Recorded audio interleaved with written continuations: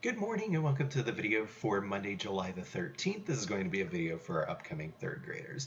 As you can probably tell, the background's a little bit different. I have moved apartments and have gotten things set up well enough that I can go ahead and record videos again. I will probably be looking this direction because it's a little bit easier for me to see the way that I have the laptop set up. So let's go ahead and take a look at what we're working with today. We are going to be talking about working with fractions. And so if I have two different parts of a fraction, the top number is always going to tell us how many parts are being counted. So let's say I'm going to count one part out of 4. And so that would give me a fraction of 1/4. The bottom number, the denominator, tells us how many parts are in the whole. Again, we would have 4 equal parts to make up our whole. And that's an important thing when we're working with fractions. Let's say I draw a picture out here to the side. And I'm going to make this like a sandwich, and I'm going to divide it up this way, and I'm going to count this part. This is going to be the part that I eat for lunch. So I'm going to eat 1/4 of the sandwich. If I divide the sandwich up, and I have one part that's like this, and I have one part that's like this, and I have one part that's like this, I have 4 parts of the sandwich, but they're not the same size.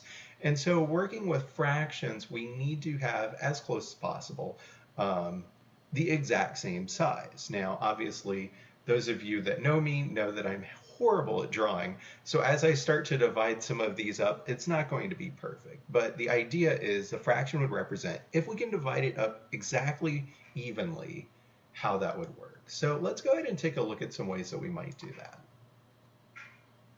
So one of the ways that we can divide things up, sometimes we're going to be working with whole numbers. So this first example is a good example for that. So I have 2 people, and we're going to split 4 oranges. And so each of these oranges is going to be its own whole shape. So our denominator would be 1. And then we're going to say how many of the oranges we get. So one person is going to get both of these oranges, the other person is going to get the other 2. And so we would get 2 over 1 because we're getting 2 entire oranges that are each its own shape. For this one, number 2, we can say that we could split up each of these into 8. Here's going to be the part where I start having trouble doing that. So I'm going to split them into halves, then into 2/4, and then try to get them as evenly as possible into 8ths. Again, knowing that user error, it may not come out exactly perfect, but if we have something like that first example I showed you where it's very obvious that they're not even parts, then we're going to be looking at something different than a perfect fraction. So what's going to happen with this? I'm going to say that one of our sisters is going to get this part of this one, they're going to get part of this one, and they're going to get part of the one on the right. And so they're going to get 3 total parts. We're still counting 8 total parts in our egg roll, in each of our egg rolls. So they're going to get 3/8 of one of the egg rolls. Now we don't have something different to represent that. So pretend now that I'm going to change to green. And so they're going to get this first part, this second part here is going to go here, and then the third part's going to get here. So they are going to get 3/8 of one of the egg rolls, but we don't have a separate thing for that. So the fraction would just be 3/8. For number 3, we're going to have 6 students sharing 4 bagels. So this would be an example of when we could go ahead and write 2 different things.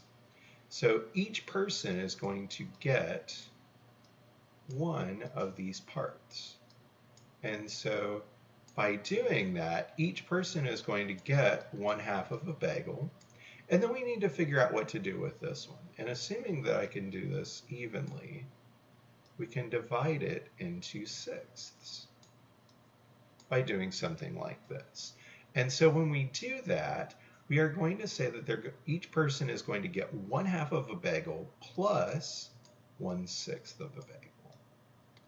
Now later on, we'll talk about how to make all of this even using a common denominator so that we can get an answer that doesn't require us to do addition, but we're not going to worry about that today. And then our last example, we have 4 brothers sharing 3 pizzas. So we can divide each pizza into fourths, and using the same kind of method that we did before, what we could actually do this time is say that one of our brothers is going to get this part, and this part. And then we're going to use green, and then orange, and then whatever this odd color thing is. So it does different colors. So each person is going to get 3/4 of a pizza. So this covers everything that we would do working with pictures. There's one other way that we're going to talk about fractions, and that's using a number line.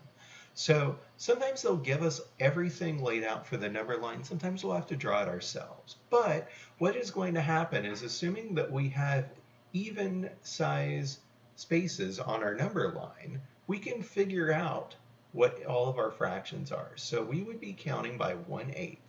So our next one for letter A would be 2/8. Then 3/8, 4/8, 5/8, 6/8, 7/8, and then 8/8 would be a whole.